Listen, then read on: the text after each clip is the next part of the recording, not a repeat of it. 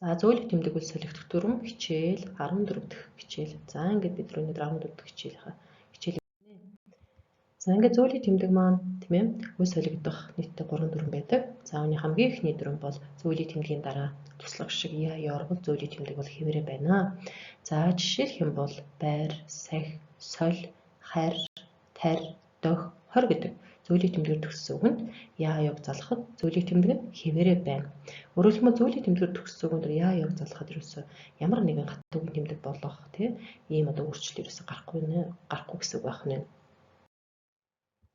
За хоёр дахь дүрм бол эгшигт гээгүүлэгчийг зөөлрүүлсэн зөөлөн тэмдгийн дараа заримдаг гээгүүлэгч орвол зөөлөн тэмдэг хэвээрээ байна.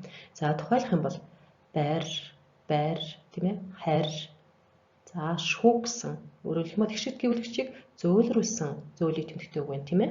Энэ үгийн дараа заримдаг гээгүүлэгч орох юм бол зөөлөн тэмдэг хэвээрээ байх нь. Жишээлбэл барьдаг, барьц, харьж, барьцан, шүүгэж гэдэг. За хойдлын нөхцөлөд хараараа бүгдээрээ ямар гэвч ирэх гэсэн дандаа заримдаг гэвч ирэх гэсэн байна. За энэ тохиолдолд зөөлөн тэмдэг маань яах нь хэвээрээ байх нь байна. Энэ бол хамгийн гол дүрм. Энэ бол бас стил эрхийн шалгалт, Монгол бичгийн шалгалт ер нь бол сорилт тестүүдэд маш их орж ирдэг. Бидний толгойг бас маш их эргүүлдэг. Тийм учраас энэ дүрмийг маш сайн тогтоож авах шаардлагатай. За гурав дахь дүрм бол хоёр үгнээс бүтсэн үгэнд зөөлөн тэмдэг хэвээр байдаг. За тухайлах юм бол дарь базар, моргүй, говь сүмбэр. За жишээлбэл говь сүмбэр гэхэд говь сүмбэр гэсэн хоёр үгнээс бүтсэн учраас зөөлөн тэмдэг нь хэвээрээ байна гэсэн. Ингээд ерөнхийдөө зөөлөн тэмдэг маань үл солигдох юм 3 үндсэн дүрм байна. За одоо бүгдээрээ жишээн дээрээс авч үзье. За зөөлрсөн эгшигт гэвчийг зөөлрүүлсэн. За энэ үгэн дээр заримдаг гэвч хэрэгэлсэн. За даавар нөхцөл залахад зөөлөн тэмдэг нь хэвээрээ байна гэсэн. За жишээлх юм бол зорж, барьсан, хольдог, шуугж, хальс, горд, хорьсон, барьж, барьцаа, барьдаг, амьдрал, амьд, байгальтай, хувьд. За гэх мэт үгийн хувьд бол зөөлөн тэмдэг нь хэвээрээ байна. За хоёр дахь жишээ. Зөөлөн тэмдгээр төгссөн үгэн дээр яаг бид нар шууд залгана гэж сая үзлээ. За барья, зорьё, харья, урья, холий, захий, дохий, болий, яри, хорий, урий, таны, тари, сорий, халий, сахий, шүүгья.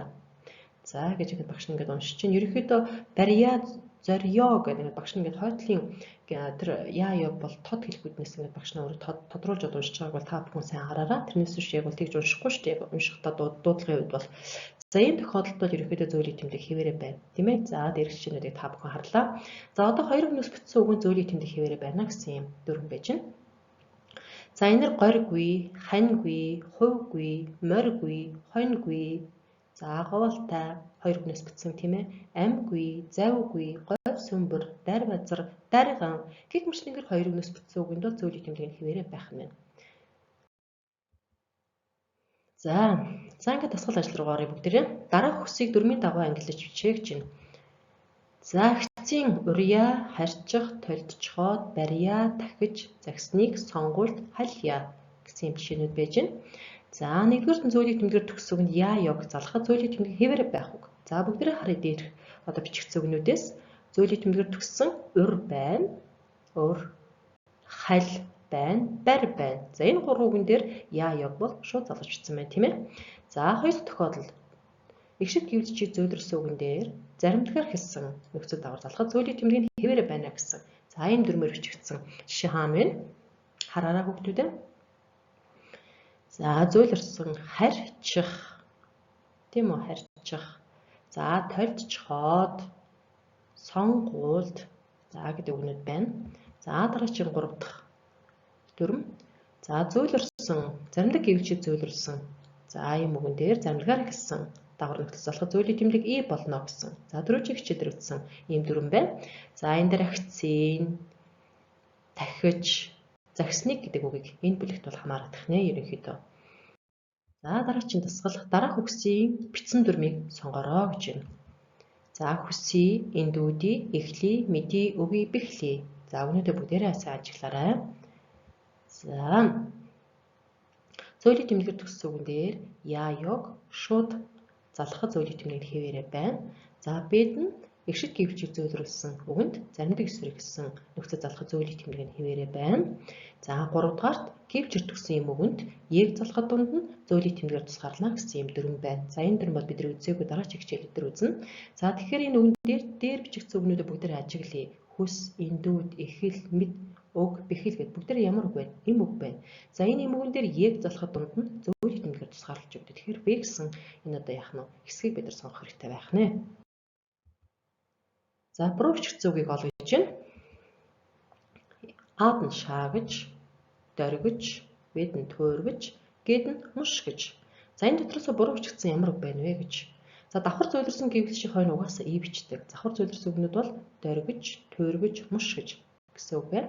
Харин шаагж гэдэг үгийн хувьд зөвлөрсөн гişid гэвчийг зөвлөрсөн үгэнд заримдаа эсрэг гэсэн давхар нөхцөл залхах зөвлөлийн тэмдэг нь хэвээрээ байна гэсэн дүрмийг зөрчсөн учраас шаагж гэдэг үгийг энд буруу бичсэн байна. За дараах өгүүлбэрүүдэд алдаатай бичсэн үг хэд байна вэ? Мянган цэцгийн шүүдрээр ээждээ цай чанаж өгөө. Их дэлхийг хайрлая. Баяуулгийн аймгийн харьяат бүхийг танилцуулж байна. Алтай товбон богд уулсаа харах үнэхээр сайхан. Наадмын үйл ажиллагаанд идэвхтэй оролцсон та бүхэндээ баярлалаа гэсэн. За ийм одоо төгөр өгүүлбэрүүд байна.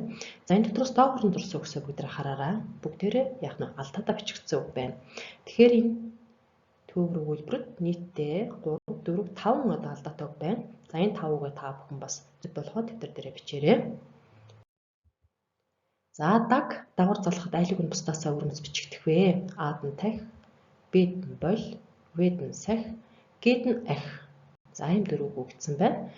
За тэгэхээр бид үгийнхаа төгсгөлүүдийг харах хэрэгтэй. Тэмээ энэ дотроос өрмөц ганцаараа сонтоо байгаа ямар үг вэ гэдгийг харна. За тахь, сахь, ахь гэдэг нь бүгдээрээ заримдаа гэсэн байна тийм үү? За бойл гэдэг бол их шиг 7. Их шиг 7-г одоо зөвлөрүүлсэн юм да зөвлөлийн тэмдэгтэй үг байна. За энэ дээр тэгвэл даг гэсэн бойл дог гэж тийм ээ. Энэ зөвлөлийн тэмдэгтэй нөхцөл зөвлөлийн тэмдэг төгссөн үгэнд энэ нөхцөлөд залгахад зөвлөлийн тэмдэг нь яг хэвээрээ байна. Тэгэхээр энэ дээр бусдаасаа өрмөц бичдэг юм би хувилбар байна. За ад ними, хилэлцээ, эвхий, үлдээ. За бид нь амьд, харжээ, барьц, хорж. За энэ хоёр хэсэгт байгаа үгнүүд ажиглаарай.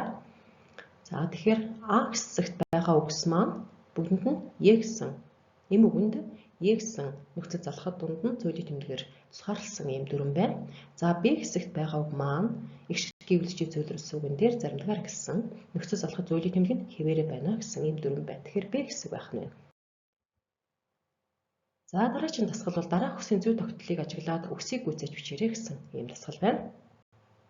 Тарья, холио, барих, тавих, тахья, хорио, харих, халих гэсэн ийм жишээнүүд байна. За энэ үгсийн зүй тогтолцоог ирэхэд ажиглан. За эхний хоёр бол зөвлөлийн тэмдгээр төгсгөл яа яг шууд залгасан байна. За дараагийн барих, тавих гэдэг энэ хоёр үг маань зөвлөлийн тэмдгээр төгссөн үгэн дээр үйл үгийн хийг залгахад зөвлөлийн тэмдэг И болсон байна.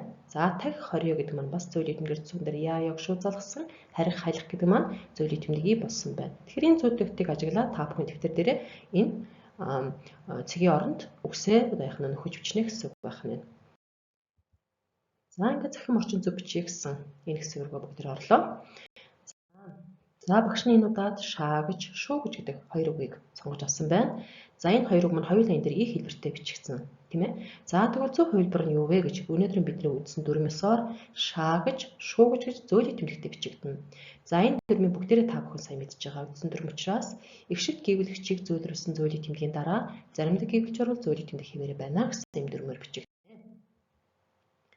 За урья, сахья, тарья гэдэг энэ жишээ багс нь авсан байна. За энэ дээр бүгд хатуугийн тэмдэгт орсон байна. Тэгвэл зөв хувилбар нь бол зөвлөлийн тэмдэгтээ бичигдэнэ. За яагаад гэх юм бол бүгдээр энэ гурав маань уур, сахь, тар гэдэг зөвлөлийн тэмдгээр төгссөн учраас яах нь шууд одоо яа яг бид нар шууд залгадаг. За энэ дүрмээрээ яах нь бичигдэнэ. За энэ одоо дүрмийн тайлбарын багш нь хажуудлан бас ингээд бичиж тавьсан байгаа шүү.